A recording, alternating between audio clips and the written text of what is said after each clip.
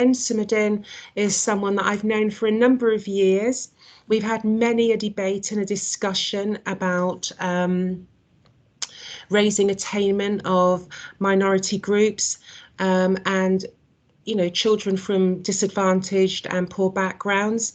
I've read her book, which I was lucky enough to be invited to the launch when she did it at Cressex Community School a few years back.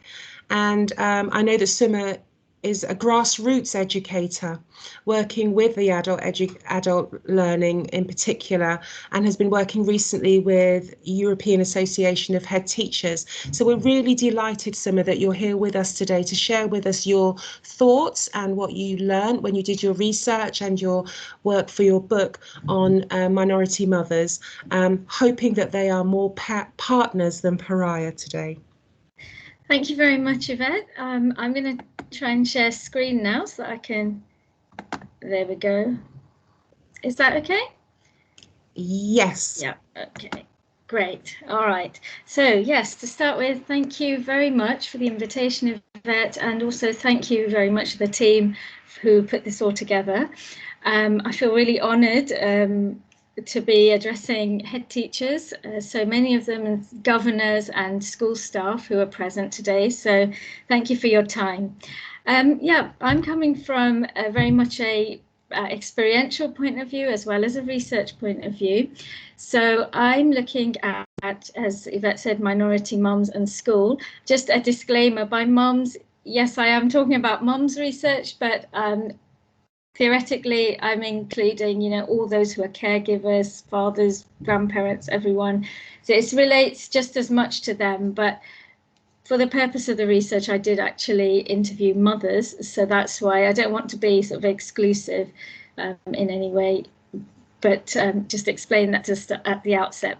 So partner or pariah, and really this is the bit of the work, if I could ask everyone to do just that, but it's really asking ourselves whether our practice when we are interacting with parents at whatever level, whether we are coming from a partnership mindset or whether internally, because this is a lot of quite personal, this is about relationships, so it is going to be personal, whether we are seeing them from inside somewhere as pariah, as keep at arm's length, we don't really want you to get too close to our school or the involvement of what we do. So that's really sort of the underlying question that's going to go through this short presentation.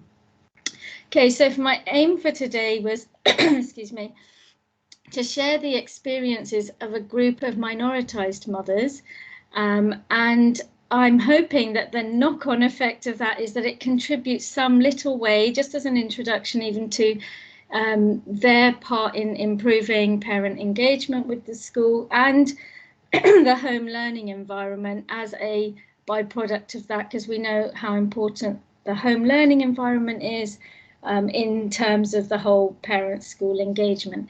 And, further down the line, hopefully this feeds into reducing the attainment gap when we have everyone sort of on board together with learning. So to move on and to give a bit of context to the research before I actually get into the communication questions, I'll say a little bit about where I was coming from with this research that I did about 4 or 5 years ago. So my positionality in this is that I myself am an ethnic minority parent. I have 3 grown-up children now who are finished with school and graduated. Just the youngest is still at university. And I'm also, as well as being an ethnic minority parent, I belong to a minority faith group, so the Muslim community. So that's one area that I was coming from. And like we've all got so many roles in life, I was also a parent governor at 2 primary schools, one in London, one in Buckinghamshire. I'm not now, but at the time I was still, I had that role. Until about, I think, early 2019, I was a joint rep on the SACRE board for Buckinghamshire as well. And so that was another area that this research is coming from. And finally, the 4th circle, whereas professionally I've worked for roughly 15 years, give or take, as a family learning practitioner. So that meant running courses for hundreds of parents across different primary schools in Buckinghamshire, sometimes some secondary schools as well. So that gave me, a lot of communication with hundreds of parents. I hope I didn't say schools, it wasn't hundreds of schools, several schools, and having that connection with them, supporting them to then support their children's learning was a big area that I was coming from. On the other side, this research in terms of academics was coming from within the maternal scholarship area of learning, and that was interesting to me because it actually positioned mothers as a group that are quite invisible and need, we need more research and information about their lives and their realities. So it's coming from that as well. And finally, from a policy point of view, I came at this through the homeschool agreement and through inclusion and diversity, which are all, I'm sure, very well versed in as school leaders. So that's just a little bit about where I was coming from when I did this independent research. So I did this after my master's a few years ago. And to dive straight into who the mothers were, they were 53 in total, and this is a really tiny synopsis of how the research was done. They were recruited randomly from gatekeepers that I knew across 5 locations in England. So 2 down south in London, 1 in the 2 in the Midlands actually, 1 up north towards Yorkshire, and a southern county as well. Ethnicity-wise, I was going by the census data, which sounds so old now, but then it was 4 or 5 years old. And that was looking at the largest concentrations of Muslim mothers, because I was focusing on them in particular because of the lack of visibility, lack of information, lack of research about what they really think about education. So when I looked at the Muslim minorities through the census lens, then ethnicity-wise, I was looking at Somali mothers, Bangladeshi, Pakistani, and a smaller mix of Indian, Arab, and English mothers. And the common thread was that they all shared the same faith identity, and they actually identified themselves as Muslim mothers. Education-wise, these 53 mothers ranged from having very basic literacy to postgraduate level, had 1 or 2 doing doctoral studies as well. And the majority, though, I think, had completed school. Some in England, some outside of England in their homes, in their home countries. Over half of the mothers were in paid work, and that included full and part-time work. And the rest, who were not in paid work, combined some caring for extended family. Some worked quite hard in voluntary roles, actually, and some were doing short courses and long-term study as well. It was quite interesting that even though they were randomly selected, I had quite a few teachers and school staff as part of the respondents. So TAs and lunch supervisors, as well as a deputy head, as well as classroom, primary and secondary school teachers. So that actually informed the research a lot more, because they had both hats on, as parent as well as practitioner. So I asked some really broad questions, and before I narrow down, I'll just elaborate a little bit. I didn't want to come to them with questions that were very specific and would box their answers. I wanted to just ask them very broad questions about their identity, education, schooling, what they valued, did they encounter challenges. So that was a sort of broad brush. And what came out of it, what formed the content of the book, was all of their themes that came out through the data. So an overview of the themes before we get down to parent engagement, which is the rest of it, is here. So in this little diagram, you can see the largest circle I've called authenticating mothers, and that's because the strongest theme that came through about this minority was that they really wanted their identity to be authentic, as opposed to what's seen out there through the media, through a lot of misinformation and assumptions and negativity they felt. So the typology that came up with at the end was calling them sort of authenticating mothers, because their narratives kept going back to, well, this is what I really am, or this is what I really think, or this is what my views are, or these are who my friends are, which was interesting, hearing from Dr. Lindsay about friendships, and that was a big part of actually what they talked about when it came to school engagement as well. So that's a really interesting topic, but I'm not going to talk about what they said today, because we're talking about their actual direct engagement.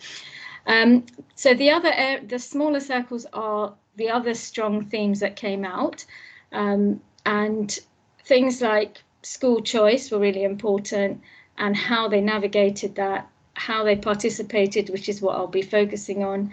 But other things in the curriculum, such as SRE education, securitization, and their general view of education in terms of a holistic sense of how they're raising their children and where education fitted into that.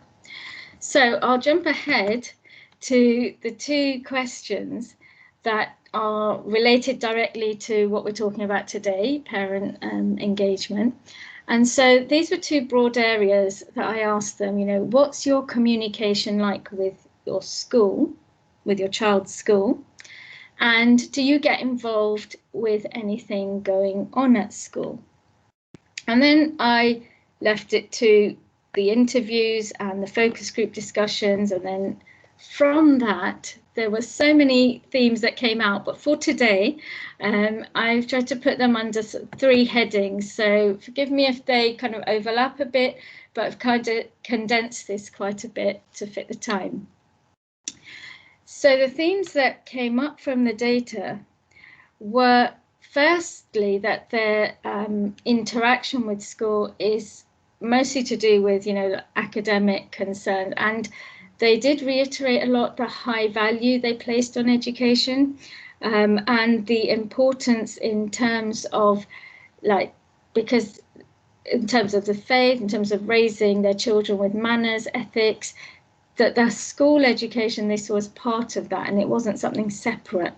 And so when they talked about communicating with the school, some of the typical data that came back from them, and I'll just read one or two mothers' snippets here.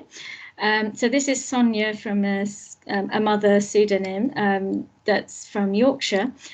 And she says, my going into school was very limited, apart from parents' evening, because I was living with my in-laws. Now that I'm single, I'd join the board of governors. I'd get involved if I'm asked, I know about open days, but I've not seen any info on it. And she continues to talk about, her experience mostly in terms of parents' evenings and how external responsibilities, extended family, etc., she found was quite challenging initially. But given an opportunity, she would have liked to and would like to actually have more involvement. The other area in terms of their communication was that they found sometimes it was a challenge to have the information about how their children are doing academically. And I think that came more from when parents had children in secondary schools. So I'm just going to read you a little bit from another respondent called Asma, and this was from one of the London schools. And this actually feeds into the second point there about earlier communication when there are problems. So Asma says, communication with secondary school is a challenge. Two were like closed doors, only open for parents' evening. I think if you're having negative feedback, like they're not behaving or it's academic progress, it's not easy.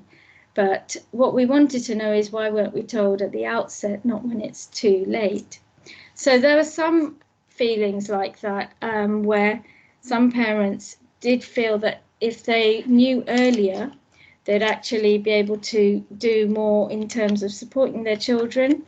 And again, obviously, that's not a generalization. That's just one of the parents who's talking about their particular experience with secondary schools. But I did see a pattern where it's harder to approach secondary schools, and that's something for us to think about. The other side of this was that the parents' meetings, I'm actually feeding in now from a toolkit that I was looking at about parent engagement, was that if a school has the ethos of opening up more than just the parents' meetings, then it does encourage a lot more involvement in the school community, which is a second point that came up through their answers. So there were some really positive examples, and I'm just looking for the page that I had marked, where one of the parents actually said, here we go, I found it, where she found, and I'll read it in her words. So my kids' school makes a big effort. They do all the fun days, Eid, Diwali, assemblies, and all the usual like Christmas and harvest. They love diversity. I'm into supporting the tree planting project, and I raise money for it doing henna patterns. I do cakes for fundraising. I'm into Macmillan cancer parties. I think we have to make an effort as parents. So we get some really good, I got some really good data in terms of how positive parents felt when they really felt included, and they felt that the occasions across the calendar were inclusive of their culture, and that was really heartening. And that actually had some really good, good discussions around that. But at the same time, there's certain problems for some parents when they felt that really they weren't really that welcome in the school, even though they were being asked to join in. And that came through, surprisingly, governor roles. So I had a few mothers who were governors, and their feedback was very, very interesting. Actually quite long narratives in the book, so I'm not going to read directly from them, but they did feel that if they were recruited because they kept hearing about, oh, we need an ethnic minority governor. But once in that role, they just said it was so, they felt so uncomfortable because there was like an ethos that they weren't really wanted there. Now, I know I am hugely summarizing what's in the book and what they've said, but they've put quite a lot of detail into examples where they would try to offer help or try to put down their name for something and then just not be contacted when it came to contributing, for example. And actually they discussed and explored how were they meant to get other parents on board from ethnic minorities when they themselves felt quite they found it quite difficult in the role. And these were actually quite articulate mums who had professions as well. So it wasn't like a new thing to be involved in a board. So that's something that, unfortunately, we've got to kind of look at what's going on in terms of the culture and whether it's truly inclusive or whether it's something that we're, doing sort of more going through the motions. So that was another whole area that came out as a discussion. There were also, in terms of the answers to the communication with school, if I carry on to the next part, the home learning environment was something that they talked about. And as we know, the home learning environment, there's so much research about how the better this is at early years, it has a long-term effect going into sort of even 10 years later. Attainment at around the age of 14 to 16 is directly linked often to how well certain activities were done at home with the children in terms of their environment.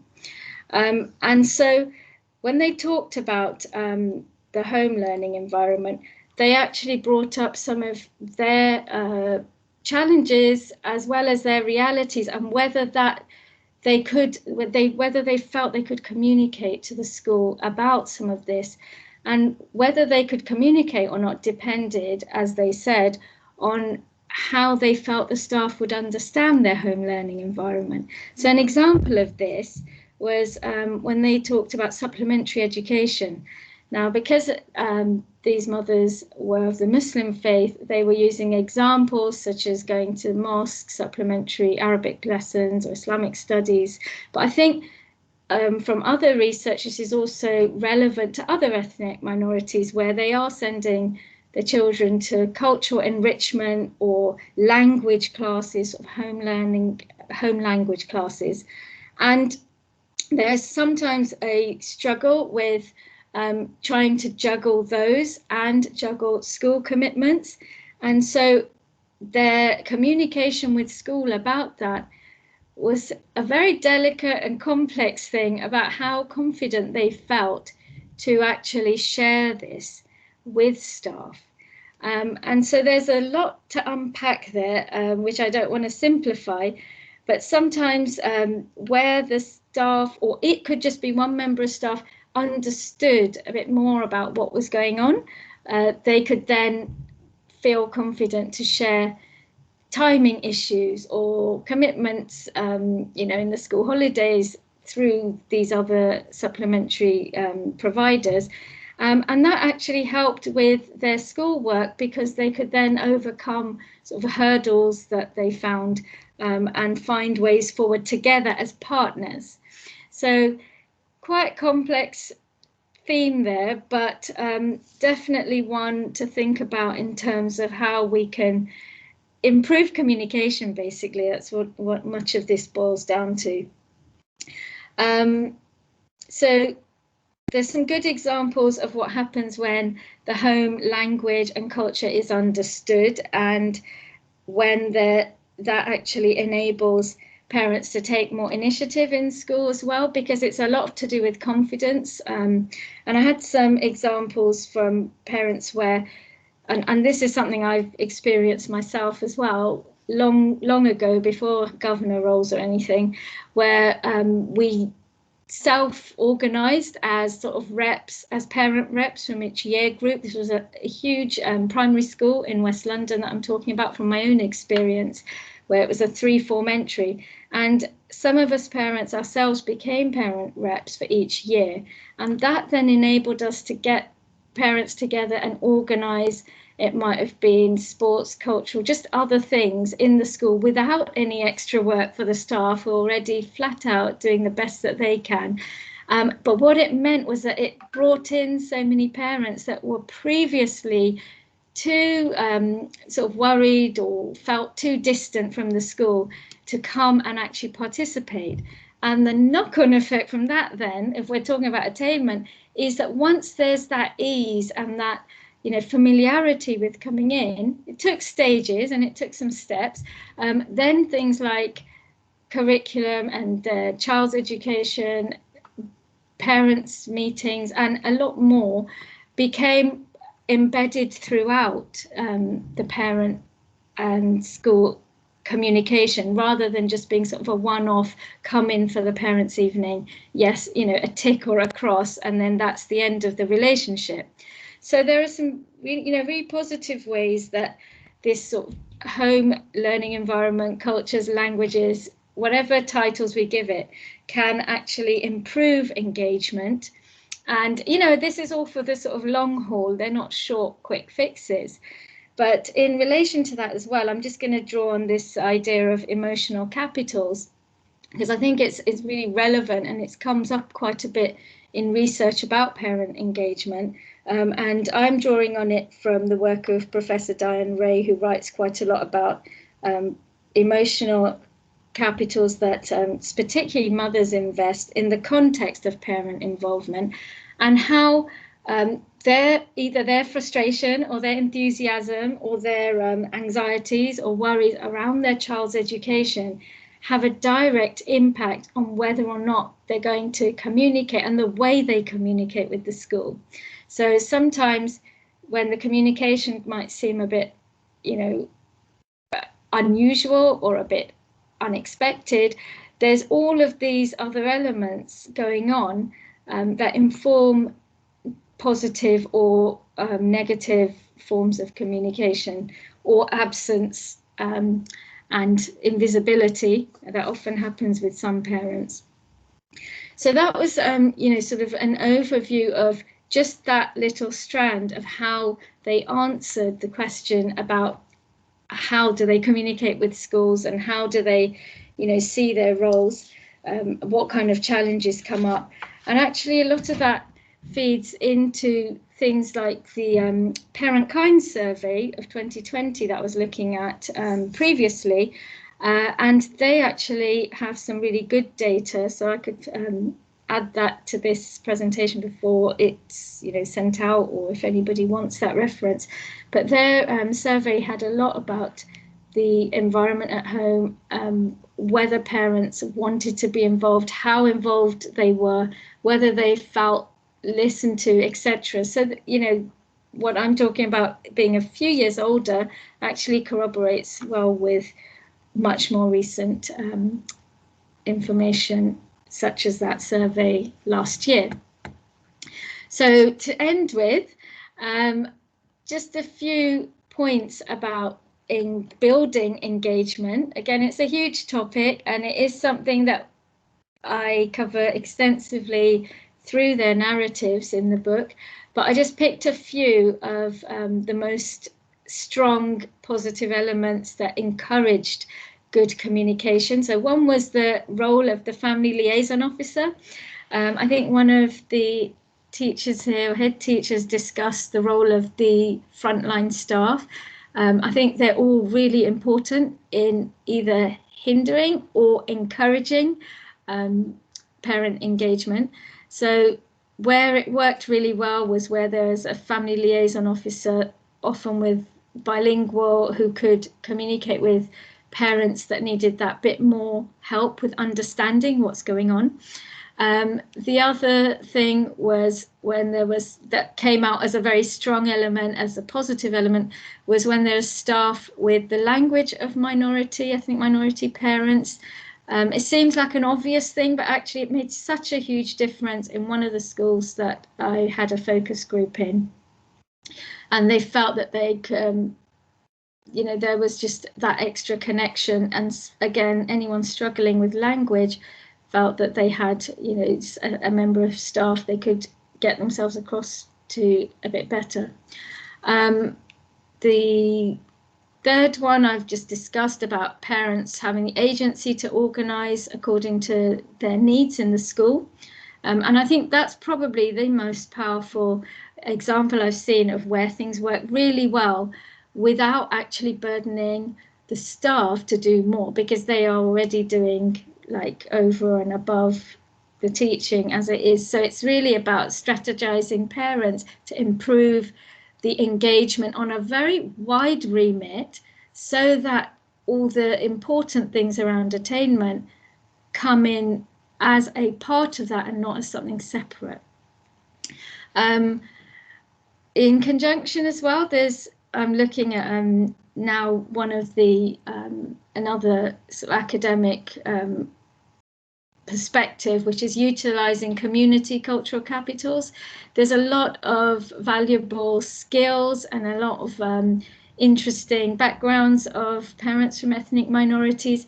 When they are invited in to share some of that, it can be really enriching for all the children in the school in terms of diversity, in terms of inclusion. And again, it has that obvious knock-on of just making the school a much more familiar place and enriching the culture for everybody. And finally, the top square that I missed out there was about reflective practice around our current practice. So it's reflecting on ourselves. And I come back to where I started, that this is actually quite personal, where, you know, what biases or what baggage or what assumptions are we coming with whenever we interact? Because we all are, you know, we've all got narratives in our head, we've all got experiences, we've all got different places we might have lived in, you know, and good and bad all mixed together. So it's a lot to do with how we are situating ourselves in our head and how that then comes across. And there's a big difference between when we've done that internal work as parents and as practitioners, and the sort of integrity that comes from that. So as opposed to sort of just saying, oh, we want this, or we'd like parents to come in, but actually the rest of our body language or the rest of our actions, views, communications, newsletters or something, you know, there's a whole range of ways we communicate, are not giving the same message.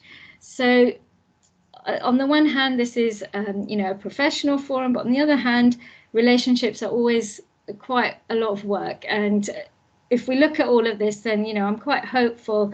I had really a lot of positive feedback, as well as some of the problems that I brought up. And, you know, I hope if there's more opportunities, then I'd very much like to share any more information and share more of what can work with parents, especially having worked with them for most of my working life. So just want to thank you all for listening. And, you know, I'm open to any questions, either about the research or about my own practice as a parent governor. Yeah, so thank you. Thank you very much, Summer.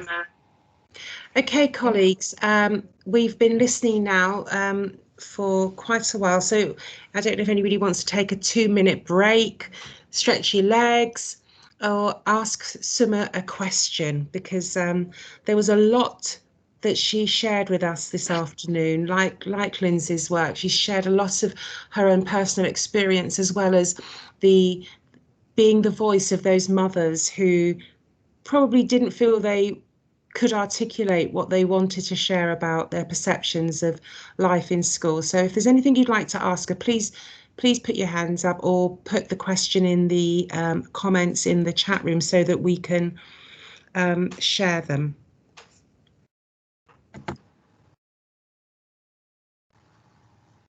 No. Oh, Mark's here. Hi, Mark. Right, so it looks like, Summer, there are no questions for you at this moment.